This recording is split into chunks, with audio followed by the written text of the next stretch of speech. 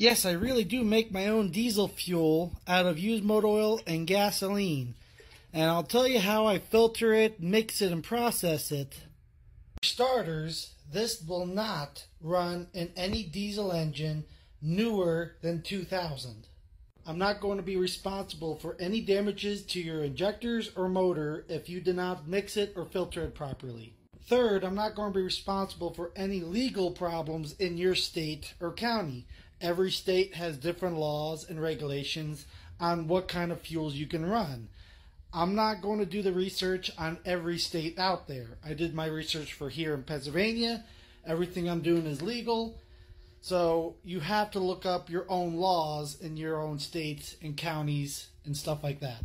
We're going to need a oil pump. This is a 120 psi, 20 gallons per minute, 120 volt AC gear oil pump. So this is the pump I use to go pick up the motor oil from the local garages. So you have your pickup hose with a screen and about a 20 feet hose. And I pump that oil in my what I call raw motor oil totes. You can see how filthy and dirty the oil is right there stuck to the side still. The next pump you're going to need is a small little 12 volt DC oil pump. You know, it doesn't have the slower the better, you know.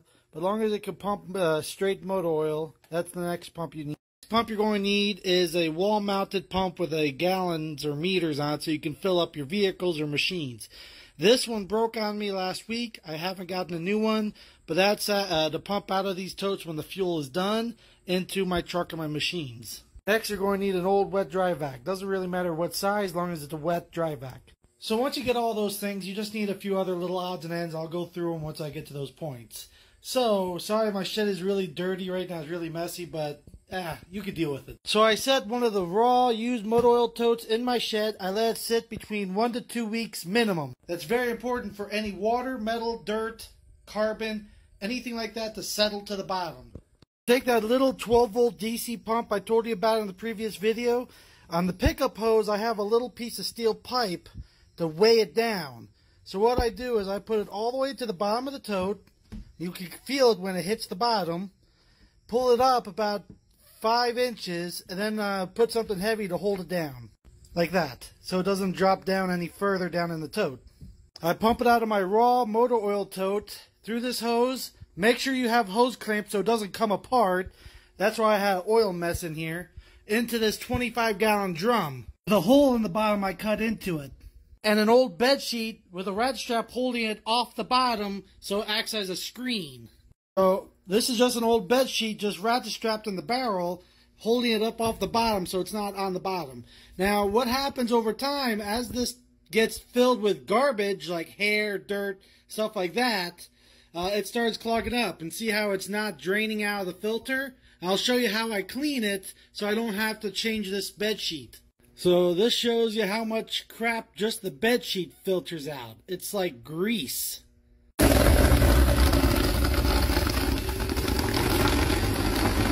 Bed sheet is now clean, ready to filter some more oil. So I hook up the oil pump to the battery charger. I usually put it at 6 volts between 12 to 4 hours. So I just let her go. Where I left off was I put the battery charger on slow charge, 6 volts, and I usually do about 6 hours to start. And that just pumps the oil up into the drum. So between each session, the oil is going to get higher and higher and higher because the sheet gets more clogged up with dirt. So when it gets up about halfway, stop running oil, clean it out with the wet dry vac, and then start running the pump again. 6 hours, 4 hours, 2 hours, 1 hour, until this gets clogged up again. So you can see how it's filtering through the bed sheet, out the hole I cut in the bottom of the barrel, into the tote. When the tote is full, let it sit for at least 2 weeks for anything that maybe got through to settle to the bottom, just like the raw motor oil tote. On this video, I'm going to start going over how to mix it and get the right mixture of gas and oil. This is my dipper to measure the viscosity of the oil and gas mixture. It's just an old paint can which I removed the valve where it's just a little hole in it. I cut the bottom of the paint can off so I can dip it down in, and I welded this little handle on it so I can dip it in. So after I mix the stale gas I get from the junkyard, the first stage filtered used motor oil, I put the right mixture in the tote. I mix it up with a homemade mixer that I can fit down into the tote to mix the gas and oil.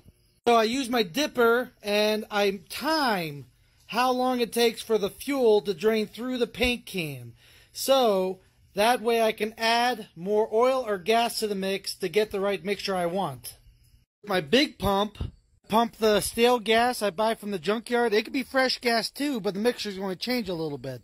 So the mixture for my truck is 25 gallons of gasoline, and then I fill it up to 250 gallons with the first stage motor oil mixture, and that's when I mix it up. So that's a 10% gas to oil mix for people that are down south where it's warmer temperatures. For people up here up north, the mixture is going to be more like a 20% gas to 80% motor oil. But that's for running in your truck and machines. Now for home heating oil for houses, it's a different mixture. For houses, it's about 75 gallons of gasoline to 200 gallons of motor oil. And I check my viscosity. I want to go in a little bit more detail of the mixtures. So for my truck, it's about between 10 to 20% gas to oil. And for home heating oil, it's about 20 to 30% gas to oil mix for home heating oil. To verify the viscosity I'm trying to get, I know diesel takes 1 minute and 15 seconds to drain out of this paint can. So for my truck mixture, I wanted to drain out in about 1 minute and 40 seconds. And for home heating oil, I want it to be about 1 minute and 20 seconds to drain through this paint can. So that's how I verify the gas to oil mix.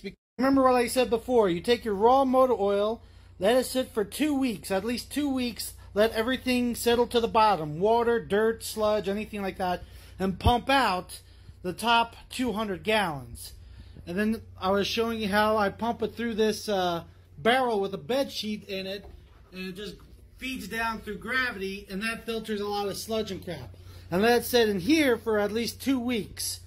And then you mix your gas and oil in this tote, and let it sit for at least 2 weeks. And then I usually pump it from this tote into this tote, and let it sit for 2 more weeks. And after everything is said and done, everything is nice, clean and filtered. And you'll see at the bottom of each tote of all the crap and the filter you have to suck out with a wet dry vac, get all that sludge out. Leave a comment if you want to see more.